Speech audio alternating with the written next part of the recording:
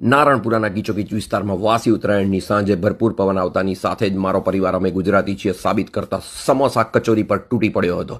પરિવારના તમામ આબાલવૃદ્ધ સૌએ આ ભરપૂર તૈલી પદાર્થનો ખૂબ આનંદ માણ્યો હતો, જેમાંથી વરિષ્ઠ જમાઈ પણ બાકાત રહી શક્યા ન હતા. ખુલ્લા ધાબાઓમાં છુપાવવાના અથાગ પ્રયત્નો કરવા છતાં કેમેરામાં કેદ થઈ જતા સાડીઓના ચહેરા પર અનેરો આનંદ જોવા મળ્યો હતો. સમોસા ખૂટી પડશે એવા ડરથી સમોસાના શોખીન બાળકોને પાણીની ટાંકી પર ચડાવી દેવામાં આવ્યા હતા. સમોસાના એ તેલમાં કંઈક તો નશો જરૂર હતો.